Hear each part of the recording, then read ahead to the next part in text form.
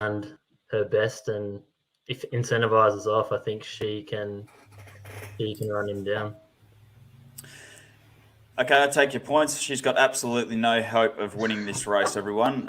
Put a line through Very Elegant. She's not going well enough. She carries too much weight here. She's none. The mighty mare moves up to incentivise and races on by. Then Floating Artist, Spanish Mission, but Very Elegant at the 150. The darling of the turf has raced clear 3 lengths incentivise, and it's Very Elegant. 10 group winners, and now the greatest of them all, the Melbourne Cup. Very Elegant wins by 3.5. Incentivise, Spanish Mission, Floating Artist.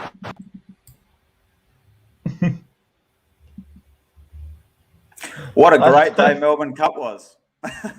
I thought you'd made a mistake with the stream and you'd accidentally played the wrong video or something. No, that was fantastic to watch again. I just love pain. And welcome to the Racing Bet preview ahead of the final day of the Flemington Carnival. I can't wait until it's over. But this is Mckinnon Stakes Day we're previewing. I'm your host, Tim Geers, joined by Trent, Crebbin. Just reliving some of the pain that I went through on Melbourne Cup Day after absolutely declaring that Very Elegant had no hope. And whoa, wasn't I made to eat my words, Trent? Yeah, she was absolutely incredible. Never doubt the great mare. Never doubt Chris Waller. Never doubt J-Mac. I wasn't with her, but what an amazing win it was. And to be fair, when I did declare that, she was like $11 or something. And then she blows out to she drifted out $20 or something on the exchange, but still it sent me broke and I got made to look like an idiot. But you got to have an opinion in this game, and I'd rather make a statement like that before the race and get it wrong than come out after the race claiming that I was right. So anyway, what a win it was. It was it was so funny watching it, because at about the 200 meters, I think I put in our Discord group or in our work chat, one of them, and I said, after about 200 meters, oh boy, Very Elegant's much closer than I expected here. Like Barry in 19, I thought she'll be back last, 57 kilos, 3,200. She's going to have to make some ground up. There was J-Mac, one off the fence about 2/3 of the way down the field on the back of Spanish Mission. I was like, oh, this is going to hurt a lot. Yeah, it was a fantastic ride, and J-Mac is in scintillating form in the Melbourne Carnival. You just back him in every race, and you're pretty much making a profit at the moment. Yeah, it is a bit like that. Him and Waller, just wherever they go, they clean up. But anyway, enough about Melbourne Cup Day. I hope everyone watching had a winner on Cup Day, because I didn't. So, Trent, you managed to claw a few back on Oaks Day, I think, including Willowy in the Oaks, which was a good result. Yeah, it was. Willowy just got there for Damien Oliver, and we had a couple of other very close misses. We had Typhoon Harmony run second at $21, and we had another one just escapes me that ran second at big odds as well. But we had a couple of good placed dividends. Star Waltz, wasn't it? Star Waltz, yes, your filly. Yeah, she would have done that 2 starts ago. That would have been good. No match for Espiona, who's Group 1 in the waiting, but a good result either way with double figure the place odds. But yeah, good couple of results. Oaks Day, can't wait to get stuck in Stakes Day. It looks a good card. So we'll be taking a look at, of course, Stakes Day at Flemington. We've also got racing at Rosehill. We're also going to go through my best bet at Ascot, just for a little extra mayo to the show. The show, speaking of which, is brought to you by tab.com.au, as they have throughout the whole spring carnival. The Flemington Carnival has sponsored this show, so we thank them for their ongoing support. We'll be taking a look at a couple of the markets in the Group 1s. We've got the Darley Sprint, which basically looks a nature strip procession. But we have seen nature strip around these odds go down more than once before, so we'll have a chat about the Darley Sprint. We'll also get into the Group 1 Mckinnon Stakes, which will round out the features for the Flemington Carnival. Trent, how's the track been playing at Flemington throughout the course of the week, and how's it going to play, do you think, on Stakes Day? Yeah, so Derby Day last Saturday played fantastic. Melbourne Cup Day, I think there was a slight advantage, not too much, but a slight advantage around the circle to be closer towards the rail. Kind of evened out a little bit later in the day. Oaks Day on Thursday, they definitely got off the fence. There were about 4 or 5 lanes off the fence as they came into the straight, and they were getting quite wide. Expect that to continue on Stakes Day on Saturday. I think they'll be getting quite right off the fence. The rail's out to 8 meters, I believe, but yeah, down the straight as well, they'll be looking to get towards the outside rail, and yeah, no disadvantage to be drawn wide and getting that 3 wide running line. Okay, and if you do have any questions throughout the course of the show, remember you can comment on whatever you're watching us on, Facebook, Twitter, or YouTube. Throw a comment in the chat section or the comment section. It'll show up on our end here, and we can feature them throughout the show. So it's always great to have your involvement and your interaction. We look forward to answering your questions during the course of the show. And we've already got one coming from Lewis Price. Trent, we'll kick off with this before we get into your best bet at Flemington very quickly. Lewis says, what are we thinking about race 2? I assume he means at Flemington. Yeah, assuming he means at Flemington. So that's the Queen Elizabeth Stakes, 2,600 metres. Warning is your favourite. This is a great race for your memory. This was the race last year where True Self declared she should be retired, came out and won and rolled. Yeah, I think she was retired after that race. What was the thing that was like $2 backed as if unbeatable? Pondus was the favourite, I believe. Yeah, because he missed the Melbourne Cup. Yeah, no internationals here. Warning's your favourite coming off a win in the St. Ledger at Randwick. Look, I thought he was hard enough to beat, but didn't really want to be taking 260 about him. I thought he beat a decent field last start, but they probably weren't at their peak. On Tonte Luncy's had already had their grand finals, and it was a bit of a regression from them. I thought you could have small specs on number 4, Luna Flair, coming off a win in the Moonee Valley Gold Cup. She beat Floating Artist there. Look, Floating Artist should have won comfortably, but even still, if she ran second to that horse, that's still a really good form reference. She's absolutely flying, this mare. She can run a really good races again. And number 5, Wentwood, coming off a win in the Bendigo Cup over Smoke and Romans. I think that reads well enough for this. Down with 56 kilos, Damian Lane gets a nice map. They're around the $5 mark or $5.50. The two of them, I think you could equal stake them and try and get Warning beaten, but it's not a huge betting race for me. All right, hopefully that answers your question. Thanks, Lewis, for sending it through. Like I said, anyone else who's tuning in and wants something answered, or any runners they've got any thoughts about, feel free to send in your comments, and we'll do our best to answer them. All right, let's get started, Trent. We'll start with you at Flemington for your best bet on Stakes Day, and it comes up in race number 3. You're keen on the Blue Jackets. Horse number 6, Alcyone, currently $2.40 with tab.com.au. Yeah, I am. So resumed in really good form this preparation. Won first up at Sandown. Won quite nicely there with a good ride by Froggy Newitt. Second up went to Flemington, 1,600 metres. Ran second to Mr. Brightside. And last start, as you see there, he just runs a narrow third, and that was to Durston and Mackinnon over 2,000 metres at Caulfield. I think he should have won that race. He was badly put in a pocket by Brett Preble on Mackinnon, who kind of whipped around him mid-race. He got out late.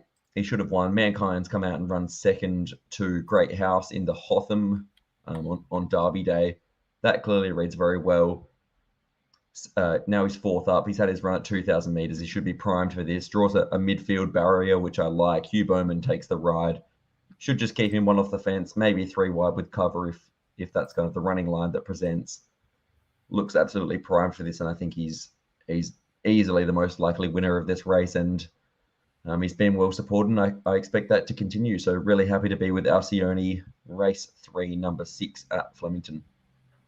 Beautiful. And I'm just, as you're speaking, watching this race at Mackinnon, where 6x63 has got the result for Billy, who had 2 units on it in the profile and the preview, I think.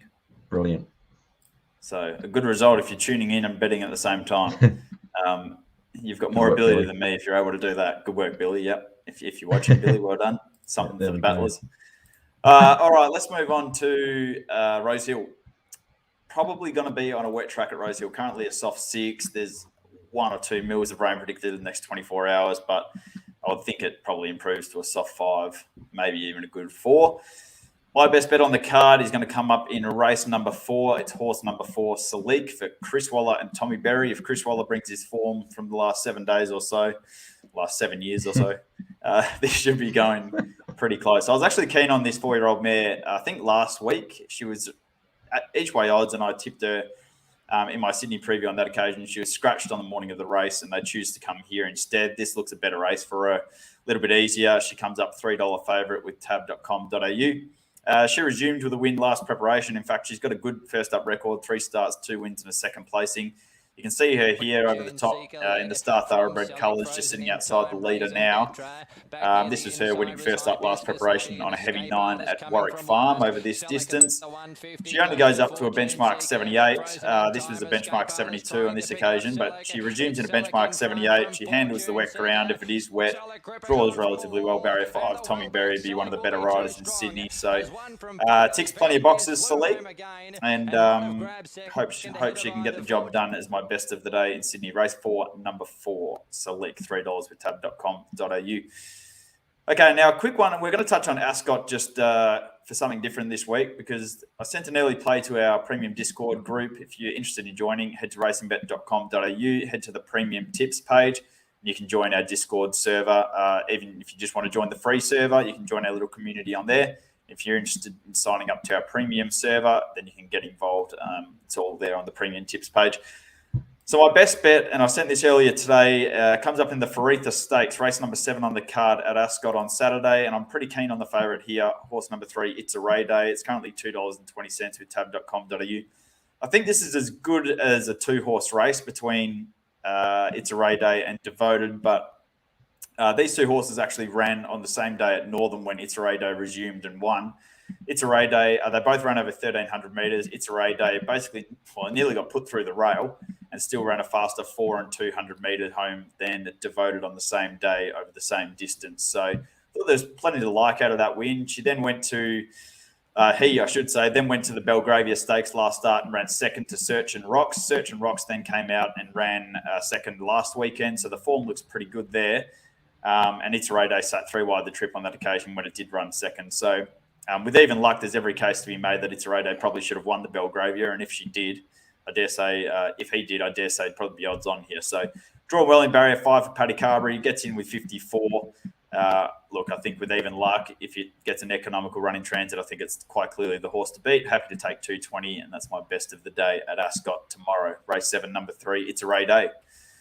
All right, Trent, 2 Group 1s left in the Flemington Carnival. The first of those is the Darley Sprint. Your boy, Nature Strip. Talk to me about him, because he comes up, just checking the current prices at the moment with tab.com.au. He's currently $1.35. I'll try and pull this window up as I speak. All right, here we go. Here's the market, courtesy of Tab. $1.35 for Nature Strip at the top here. We're then out to double figures for Bella Nipotina at $10. Ranch Hand, one of the 3-year-olds, at $13. Longer prices than the rest. It's fair to say Waller has a grip on this race. He's got Nature Strip, September Run, and of course the 2 3-year-olds down the bottom, Shakiro and Ranch Hand. But like I said before, we have seen Nature Strip go around at these prohibitive odds in the past and get rolled. What are we doing with him here? Look, we're not backing him at $1.35. I think it's a price that you don't need to be taking. Obviously, he has been rolled at short odds before, but most of those races have been at 1,000 meters recently anyway, and it's also been against better classes of horses such as Guitry Eduardo. This is him in the Everest last start. It's, most people would have seen it here. He fended them all off. He led. He held off Eduardo. He held off Masked Crusader getting through the field. You see Home Affairs, the 3-year-old, fading away late to be beaten 5 lengths. Home Affairs has come out and absolutely belted them in the Coolmore. He smashed Ranch Hand and Shaquero. Look, I just can't see him being beaten here. He's won down the straight. He loves it here. He's only Eduardo come out and won. Yeah, over 1,300 meters, which I was surprised about, but it was a good performance. The form looks hot. It's fair to say. Absolutely. I mean, it's just lengths better than anything that he faces here. He's facing a Group 2 field really, and his only defeat at the track, and if that, yeah, exactly. His only defeat at the track and distance came in this race last year, where he wasn't 100%. The stable were open with that. Bivouac beat him by 4 lengths, and he still ran second, beating home the likes of Libertini, Santana Lane, who are better than the horses that he's facing here, and he's at the peak of his powers here. So I can't see him being beaten. I'm going to be on track. I can't wait to see him do his thing on Saturday with J-Mac back aboard. Should be fantastic to watch. Of the others, I think if it's a dry track, Splintex can definitely run a place 330, 350 or so. I just think he needs it dry to perform his best, but he's coming off 2 runs down the straight. He won 2 back, beating away game. Last start, beaten the length in the Linlithgow by a Kementari Zatori. I think he can run a nice race. And Bella Nipotina as well is just so consistent. She'll run a good race. And then down to the 3-year-olds, Shaquero and Ranch Hand, and they can probably feature somewhere in the minor placings. But it's all about Nature Strip. He should win comfortably. And, I'm tipping a 4-length east down win by J-Mac. 4 lengths east down. Probably fair enough too. Yeah. So what do we do if we're wanting to bet in this race? What do we do? Probably can't take $1.35 straight out of. Oh, you you almost could. I think I said in my preview $1.60. I'd probably launch at him and just really fire the cannons. I'm denied about sending him out as a. $60. I don't think he will. He will. I'm denied about sending him out as a premium Discord play when I saw that. Well, when he was about $1.80, $1.80 all in, and when I knew Masked Crusader and Eduardo were going to Rosehill, I was like, oh, he's definitely going to start shorter than that. But I was just like, if he gets scratched or something happens, I just didn't need to take that bet. You look like a dunce, yeah. Exactly. Yeah. So I'd just rather watch him. We've got the comment here from Documentary World. I think Splintex will run a good race. I absolutely agree. I just think he needs it dry. He can definitely run a place or put him in your exotics. Bella Nipotina, as I said, is so consistent. She'll be right thereabouts for a top 3 finish, coming off a second to Jonker in the Manicato. And then the 3-year-olds are probably the next best. Shakira, Ranch Hand for that 4th kind of spot, I would say. Yeah, Ranch Hand doesn't look a bad option for me. Like, ran 4th in the Cornwall behind Home Affairs. We know that's pretty good form. Artorius back in 3rd. Just the more I look at this race, I'm like, what is there? Like, what is this race? Yeah, exactly. Like, I suppose Ranch Hand is still relatively, lightly exposed. Oh, you could forgive his run 2 starts ago. Like I said, good run last start, gets him 53.5. Like, it's just. But then, like, you think he's been beaten nearly 4 lengths by Home Affairs, who was beaten 5 lengths by Nation. You can't possibly tip him to win for a place potentially. No. And then Shaquero as well was beaten 5.5 lengths in that Cornwall. He was quite unlucky as well and should have finished, somewhere in the midst of Ranch Hand.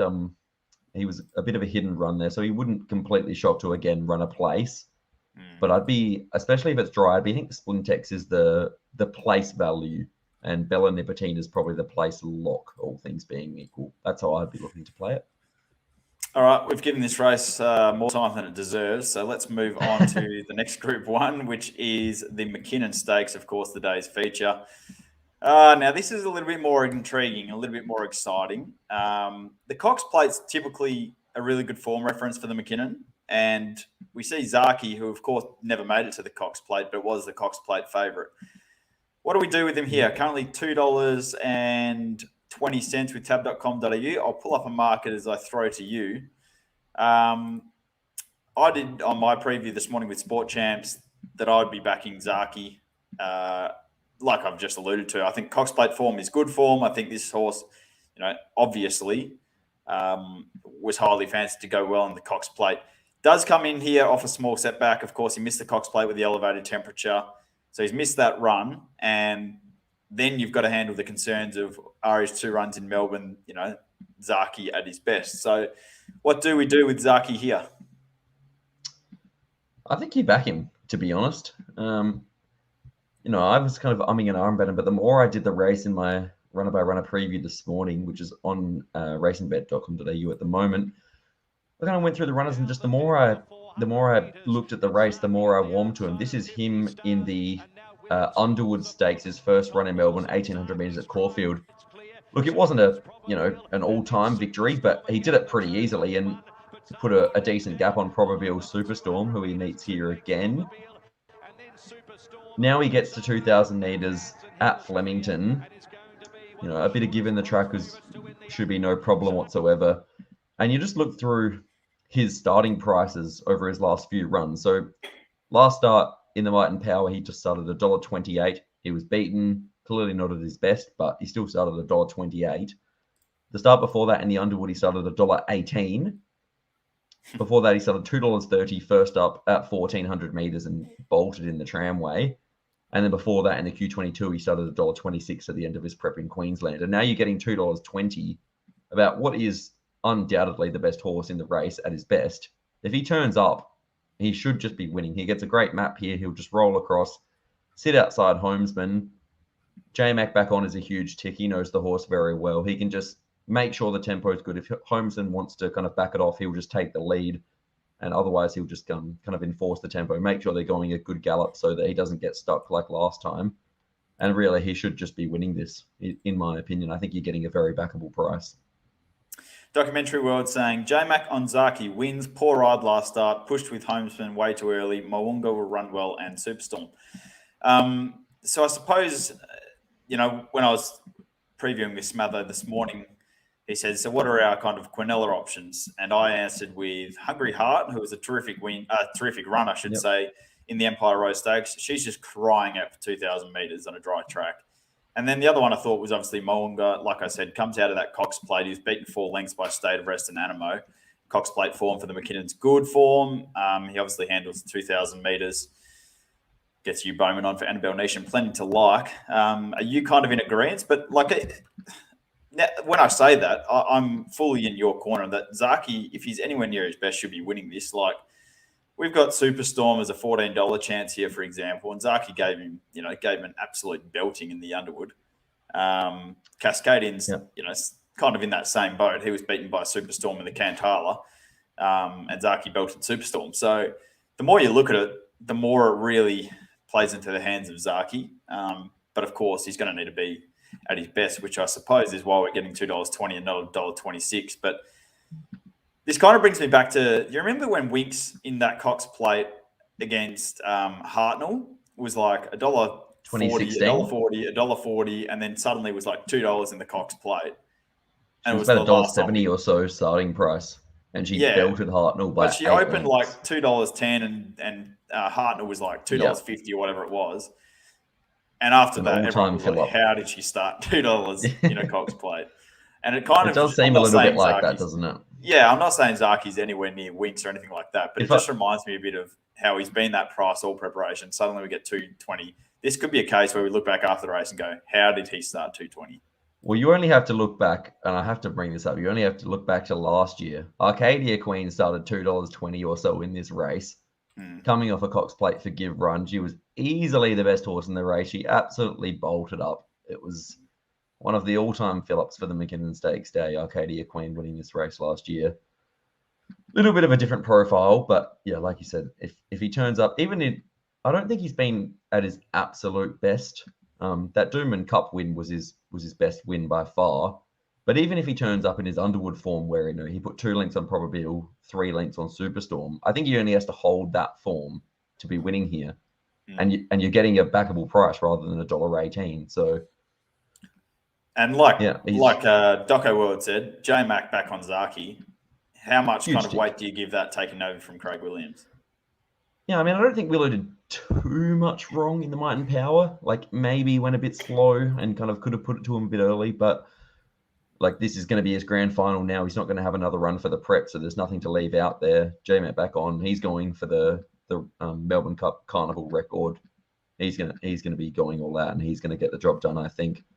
Like you said, I think of the others for the exacta kind of play, agree with you. Hungry Heart was enormous in the Empire Rose. She's been crying out for 2,000 meters all prep. Finally gets to it on the quick backup for Waller, only runner in the race. I think she's going to run a huge race. Just hopefully the rain hasn't hit by then. There's a bit of rain around. She wants it dry. Yeah. But I'd much rather back her or like a place kind of exotic bet than Colette, who's about $4.80 coming out of the same race. I thought Hungry Heart's run was just as good, beaten half a length, if not better. And she's probably got a little bit more scope to improve, just up to 2,000 this prep. So, not to mention Diolo gave Colette like the best ride ever. A beautiful run, yeah. And he did the exact same thing on Superstorm in the Cantala, which was good for us. But goes all right. Yeah. So Zaki on top for me, Hungry Heart and Superstorm. I think I'm really keen to see Superstorm at 2,000 meters at Flemington again on the quick backup. I think that'd be the kind of place bets or exotics.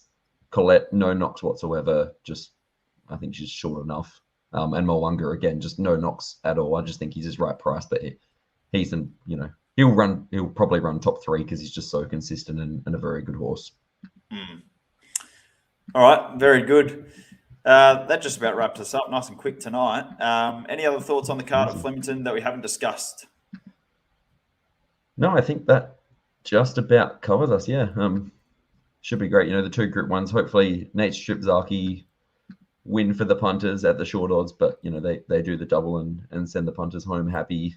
Like I said, I'm going to be on course. If anyone is there or anything wants to meet up, I'll be on the front lawns and say hello, and yeah, we'll catch up and hopefully cheer them home together. But other than that, it should be a good day. And I'll be on course at Ascot, where I'm excellent. We'll definitely be drinking 1 or 2 beers. Yep. All right, very good, mate. No more comments coming through for us. If you've got any comments, guys, you've got about 30 seconds. Here we go. Oh, Tony right on cue says, finding race 7 very difficult. Any insights? Well, that's a good little segue there, Tony, because race 7 actually is my best value of the day, which we can touch on quickly. Look, I thought it was an open one race. Here too. What have you tipped? So I was with Morvada and Age of Chivalry both each way. Right. I'll let you go first. So Morvada last start was on a soft track at Caulfield, soft 7. Thought he ran really well on the inside, giving away weight to Buffalo River in the inferior ground. Soft track's not really his go, and he was only beaten just over 3 lengths. Runs really consistently every time he steps out. 54 kilos. Zach Spain is going to go roll forward, sit outside the leader. Hopefully it's not too wet by now, but I think we should still be good for soft 5 by this stage. And he's $26. I think you could definitely do worse than him. And the other one, Age of Chivalry, I thought he ran well first up, over 1,200 behind Lombardo Pandemic in the Village Stakes, I believe it was. Second up, he's got a really good record, 6 starts, 2 wins, 2 thirds, up to 1,400 metres. I think 1,400 metres is his best trip. And he's beaten home a couple of these, or a few of these before, and has got better SPs than them most of the time through. So he's around $14. Damian Lane sticks with him, gets a lovely map from Barrier 3. He's also a decent each way bet. So yeah, I was with Age of Chivalry and Morvada, but it is an open race. You could make a case for a few. I could make a case for Rania. I'm not sure how you say it. Rania. We'll go with Rania. I could make a case for him. Hugh Bowman is the key to this horse, and Huey is booked to ride. Yep. Barrier 1 is going to give us an extremely It's not good, is it? No. Yeah. And there was a watch on him with this horse. There was this horse, I think it was a Flemington Carnival like 2 years ago, and it was an absolute horror show. He refused to take gaps on this horse, and he just went to the line on an absolute hold. Yes, so, it was on the same day in a benchmark 90 over 1,600 metres. Yep. And he got beaten a nose. Yeah, it was an absolute shocker. Yeah. But Barrier 1 here is going to be torture. It is going to be a horrible watch. And I think they'll be getting off the inside. So I think that'll be the worst ground, but he might just be able to just cut the corner and just, see if he's good enough rather than try and get held up. I think they'll get off the fence and he'll have his chance to get through. It's just whether that ground is any good. Yeah. Anyway, he's a 3-time listed winner. He's a 2-time Group 3 winner, so he's in his right grade. Huey's the key to this horse. First up, last preparation in Sydney. He went close. He ran second behind Splintex on that occasion. We've just spoken about Splintex being at least a place chance in the Darley Sprint. So that's not the worst form here. And look, at Alphen are going well. So first up, I could make a case at double figure odds for him each way. Hey, I'm really keen to get your thoughts on this import. What's it called? Sinawan for the Freedmans and JMac booked. First up, a little bit scary. Yeah, it is. I went through his overseas form, is mainly Irish form, and he's got some really good form, especially his last couple of races. His last start, he was only beaten half a length by Japan over 1,800 meters. That's definitely good enough to be winning a list, or I think it's a Group 3 race. Group 3 here at Flemington, Group 3. Yeah. So he's very scary. The start before that, he was not 3 lengths off 4 home 2, which has also been racing in some good group class races, I think, as a kind of or maybe not 3-year-old, but like in those kind of open class Group 2 races in Ireland. So look, he's definitely a chance if he turns up, with his overseas form. Yeah, I'd be very wary of him, and especially if there's market support, you could look to chop out or save on him, because we are backing a couple of.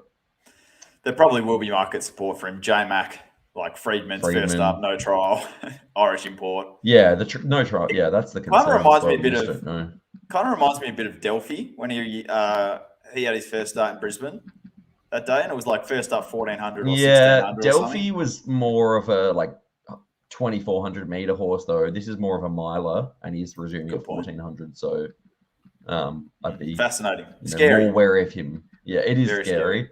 And if there's market support, I might look to put in the Discord group or something just to chop out or save on him, especially if we've taken overs on Morvada or Age of Chivalry. All right, Justin saying, and no worries, Tony. Thanks for sending in the question, mate. Justin says, what are the lays of the day? Throw to you first. You're good with this kind of stuff. I'm not much of a layer. Yeah, I think there's a couple you could lay, but warily. Race 1, Hosey has come into $2 favourite. He's a very talented horse, but first up, I'd look to be betting around him, definitely. I tipped him earlier today, so that's good. Yeah, I don't know. What is he now? What price? $2. He's short enough. Of the others, I think actually race 7, that one we were just talking about, Shayu is $3.90 favourite. She's only goes first up, doesn't it? Yeah, she's such a good fresh mare. So they ran her first up at Sandown. I think it was the Testarossa Stakes, and it was a huge win from last. Then they gapped her run again. There was about a month between runs into the Empire Rose. She was good there. I don't think she quite runs out a strong 1,600 meters, but it just feels like a bit of an afterthought here, backing her up into 1,400 meters. At her best, if she was coming into this fresh, she'd be easily the horse to beat. But I just don't love the setup. But she is $3.90, so she's not, a complete lay. She's odds on, and I want to completely get rid of her. So tricky day for a lay, but yeah, I think we can just look to bet around those couple. But this card at Rosehill is one of the least inspiring days of just racing and betting. I went through the card and I was like, this is just terrible. Nothing really I want to lay at Rosehill. There will be one at Ascot I'm betting around in. I don't know if it's necessarily a lay, but I'm going to be taking it on. I think it's race 5. Let me just bear with me while I try and pull this up. I think it's race 5, and the favourite in the race is Timely Outburst. Timely Outburst, yeah. So it's a really good horse, Timely Outburst. But just in this race, he's got the 3 Kilo Apprentice booked. He draws barrier 10, and there's quite a bit of speed drawn underneath. So on my map, I've probably got him 3 wide the trip, which is a $3.20 favourite when there's a couple of decent horses in this race. So my early bet in this race has been on number 6, Vedette de Star. That's another one I posted to the Discord group. And I said I may be backing 1 or 2 others in the race, but my first bet in this race was Vedette de Star, which comes out of a race behind Triple Missile. Ran home strongly into 4th, beaten 3 lengths by Triple Missile. We know how good Triple Missile is. Like his run behind Will Chino the other day was out of this world. Huge. So Vedette de Star, I think, is going to relish the tempo. Is drawn wide in barrier 11, but Chris Palmer's flying. Simon Miller's going well. Like I said, really strong form reference. And I just think Timely Outburst, if it has to sit 3 deep the trip from barrier 10, it's probably going to get run over late by something. With that said, it's undefeated at the distance, undefeated at the track, and undefeated first up. So I'm setting myself up for failure. And Stephen Miller trains good. But yeah, it's an ugly map. And given kind of the quality of a couple others in this race, like even down the bottom, Bopping Blue, when it won its first race, Adam Durant said, I think it's the best 2-year-old he's trained. So there is some depth to this race. And for that reason, with those concerns, I wouldn't be taking $3 about Timely Outburst. So that's as good as I can give you from Ascot at the moment, Justin. Thanks for your question. All right, I think that'll do us, mate. Otherwise, we'll be here all night, and it's been a long week already. So let's hope we love it. Hey? but we love it. We love Melbourne. But we Cup love Week. it. Yeah, absolutely. Wouldn't have it any other way. Thanks for your company during Cup Week. Thanks to tab.com.au for sponsoring the episodes during Cup Week. You can find all of our previews on racingbet.com.au. If you are interested in getting those early bets like we just spoken about, we've already thrown some out there earlier today and yesterday in the Premium Discord group. Head to racingbet.com.au, go to the Premium Tips page, and you can find out all the details about how to join. Trent, good luck tomorrow, mate, and we'll be back to preview next weekend's racing Thursday night. I think we'll go back to the Thursday night time slot. All the best tomorrow, mate. Yep. Sounds good. And to you, good luck, everyone. All right. See you, everyone. Thanks for tuning in.